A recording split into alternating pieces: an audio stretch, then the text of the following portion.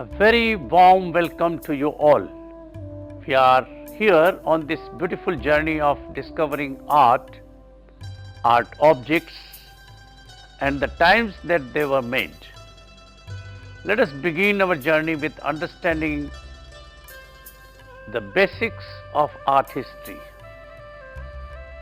By the end of the lesson, you will be able to acquaint about the meaning of art, illuminate on various significances and dimensions of art, understand how art can be used to interpret a certain era in history.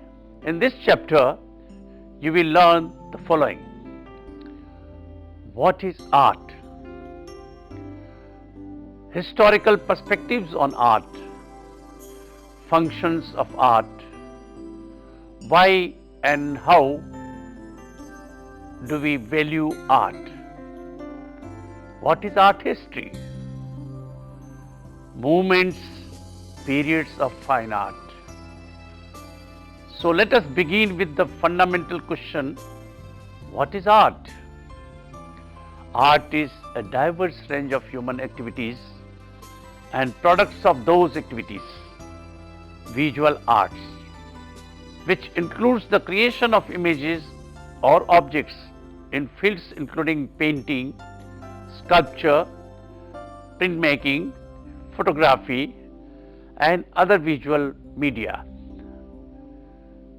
Architecture is often included as one of the visual arts.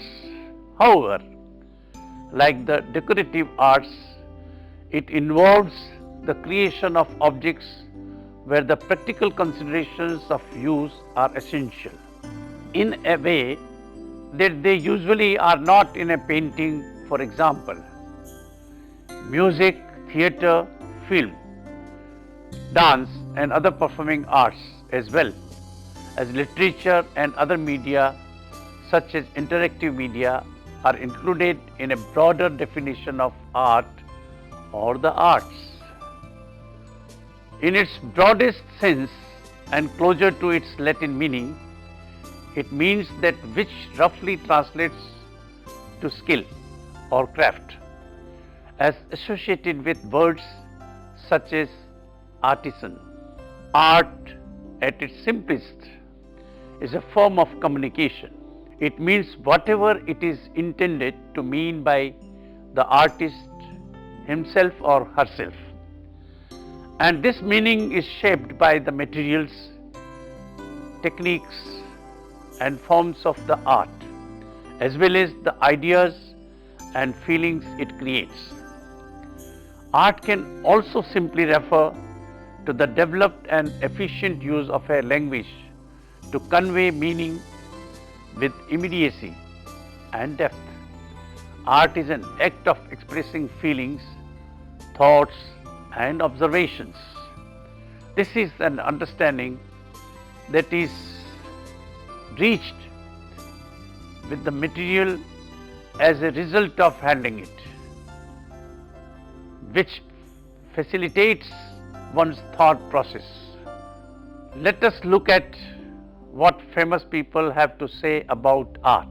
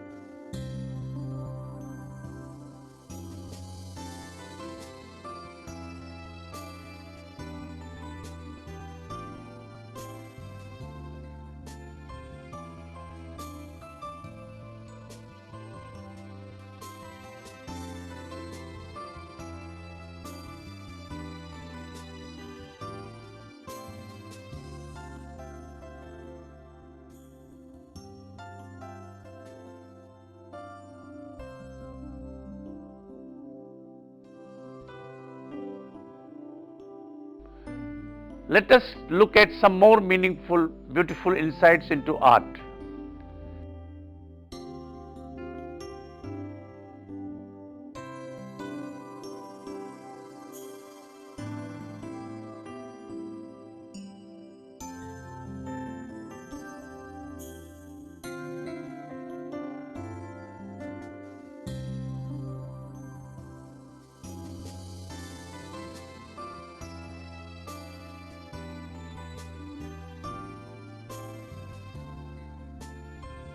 What is art history? Art history is the study of the human expression, not just visual, but also tactile, spatial, and sometimes oral, through history. Art history is the study of objects of art in their historical development and stylistic context. That is, genre, design, format, and style. Art historians develop ways to translate from the visual to the verbal through analysis and interpretation, using a number of approaches and methodologies. Art historians develop a special sensitivity and understanding of the way visual, material, and in contemporary art sometimes immaterial expression makes meaning in the world, and how those meanings contribute to our social, political, and spiritual life. One of the important functions of art is to connect with human emotion. When artists create an artwork that appeals to one of the human emotions, that artwork is said to be a masterpiece. While art stimulates different parts of our brains, it gives us a way to be creative and express ourselves. Today, we will see art everywhere.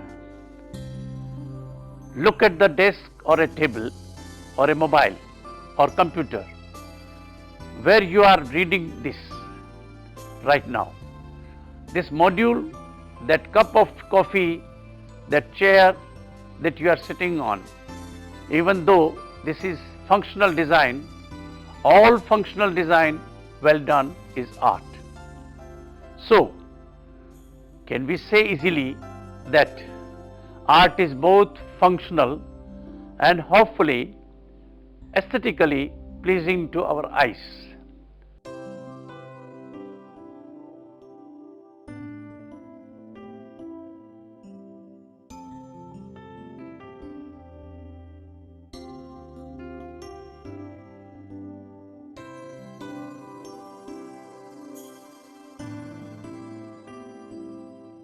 There are other two thoughts that are associated with art. One is the timelessness of any art vis-a-vis time. It is said that art is the constant state of change. So nobody can really pin down what it is. So cave art in the prehistoric times is as much as art as the paintings of Picasso. Note the basic lines of cave art as opposed to the eloquent lines of Picasso's painting. This leads us to the next idea. Art is subjective and means something different to every single person on earth. What both of us may like and define as art might be different from what others might think. But such is the point of art. Art has the potential to be both subjective and objective at the same time. Let us look at the historical perspectives on art. Through ancient times, art has been defined as imitation or representation of nature or gods. The dominance of representation as central concept in art lasted from before Plato's time to around the end of the 18th century. Aristotle, in his interpretation of literary art and musical arts, he considered epic poetry, tragedy, comedy, dithyrambic poetry and music to be mimetic and imitative art, each varying in imitation by medium, object and manner. For example, music imitates with the media of rhythm and harmony, whereas dance imitates with rhythm alone and poetry with language. The intention behind imitation or mimesis was to represent the ideal and to educate the common man towards such ideal behavior.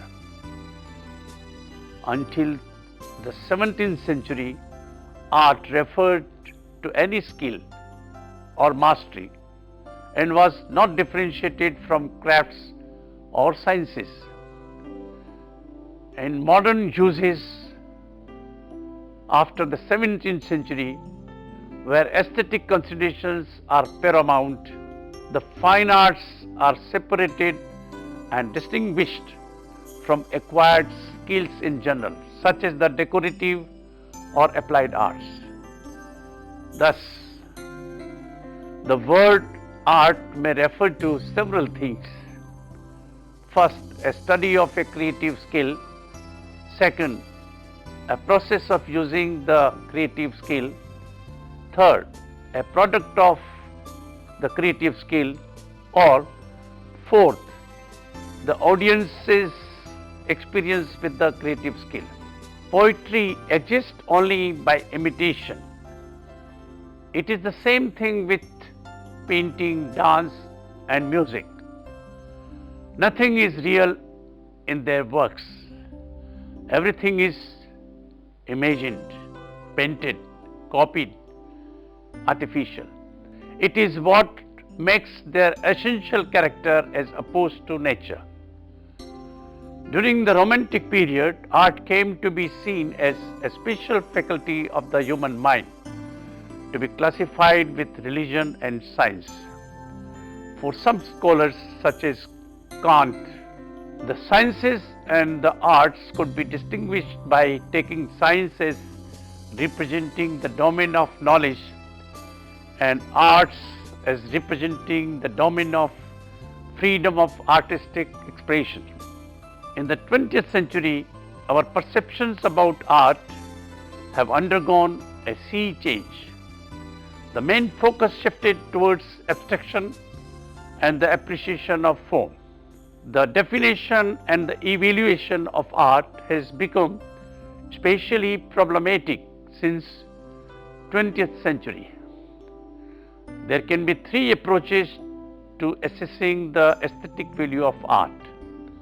The realist, whereby aesthetic quality is an absolute value independent of any human view.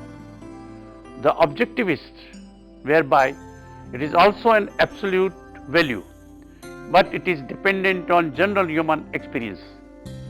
And the relativist position, whereby it is not an absolute value, but depends on and varies with human experience of different humans. The formalist theory of art asserts that we should focus only on formal properties of art, the form, not the content. Those formal properties might include, for the visual arts, color, shape and line, and for the musical arts, rhythm and harmony. Art, while a piece of aesthetic value, usually has a function to perform. They could be either one of the following or more. Physical functions.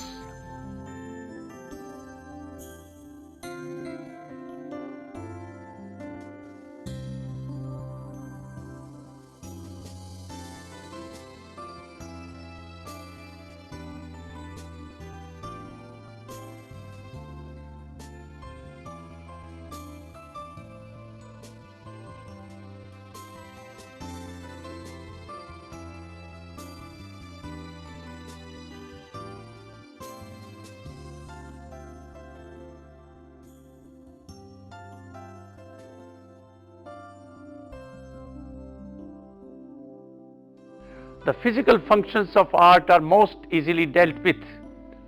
Works of art that are created to perform some service have physical function. A stone axe, an earthen pot, a car, a TV, a mobile, textiles and fabrics, a broom, a house, for that matter, all have a function to perform to make human life easier. Social functions.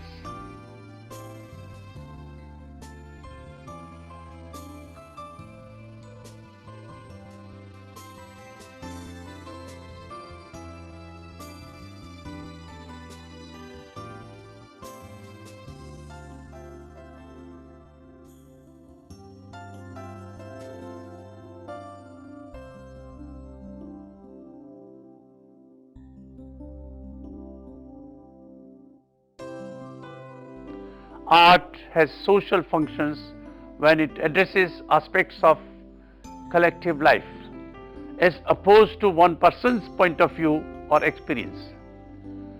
German public art of the 1930s formed public opinion during the World War II.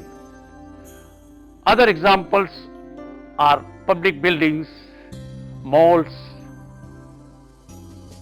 architectural grandeur like Taj Mahal and other monuments, cafeterias, advertisements, films, documentary, etc. Let's now talk about the political functions.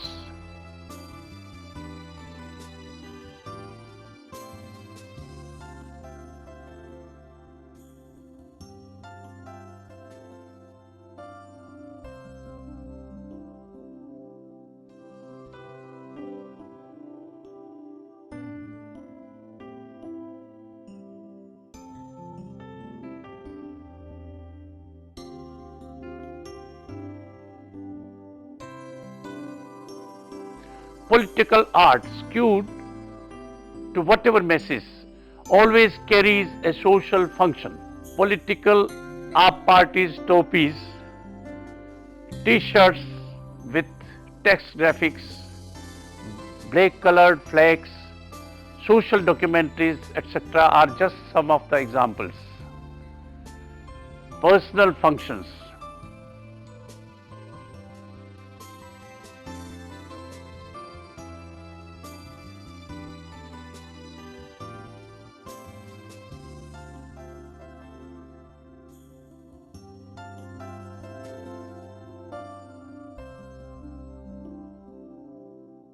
An artist may create out of a need for self-expression or gratification. She or he might have wanted to communicate a thought or a point to the viewer. Perhaps the artist was trying to provide an aesthetic experience both for self and his viewers. A piece might have been meant to merely entertain others.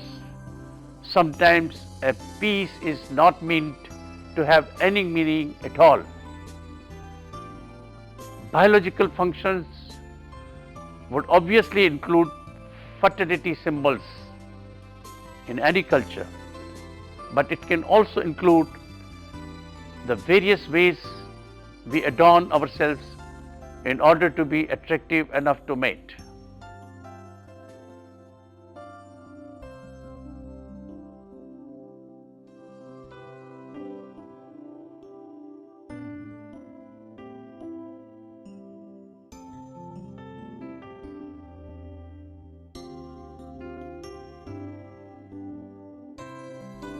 Religious functions.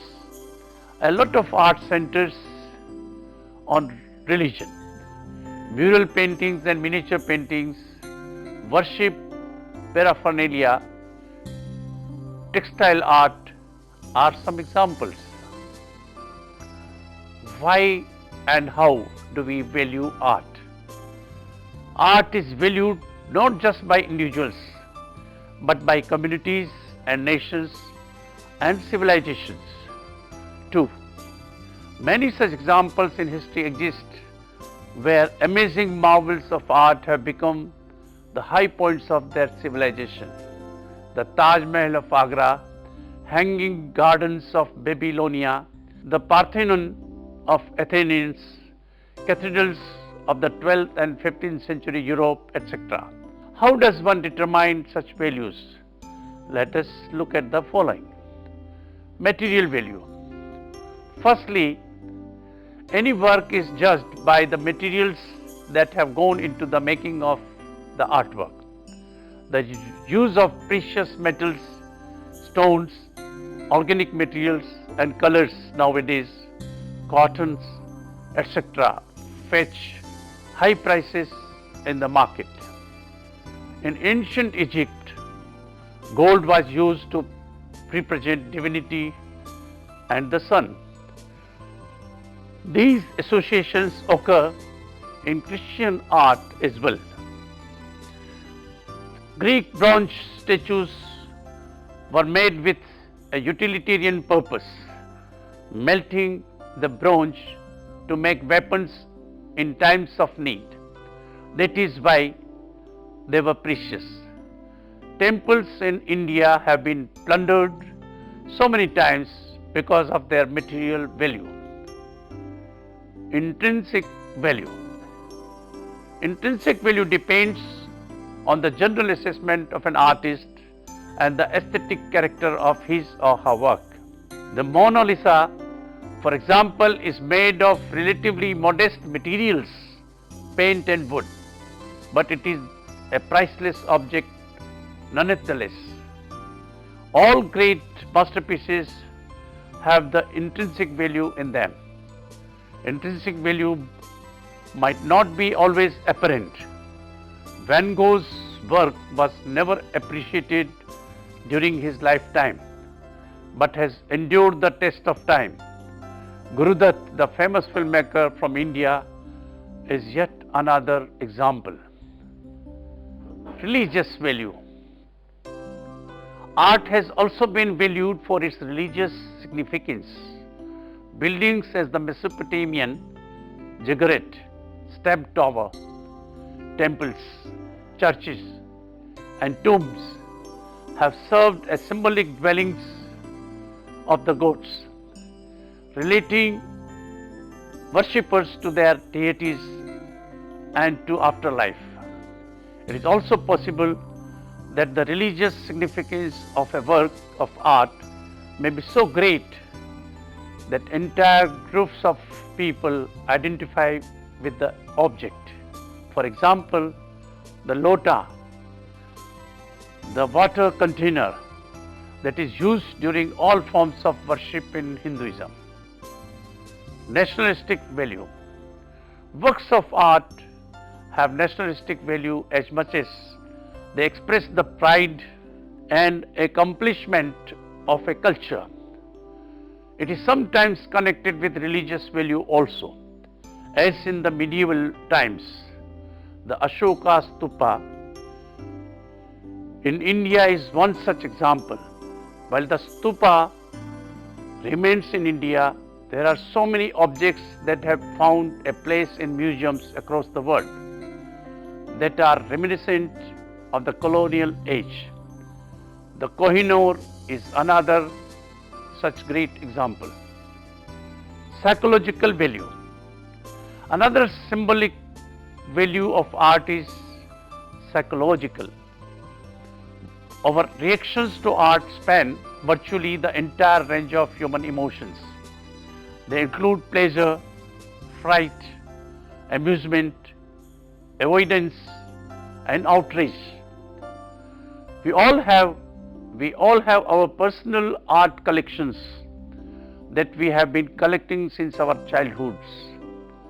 Posters, graffiti, photographs, drawing and paintings, films, songs, etc.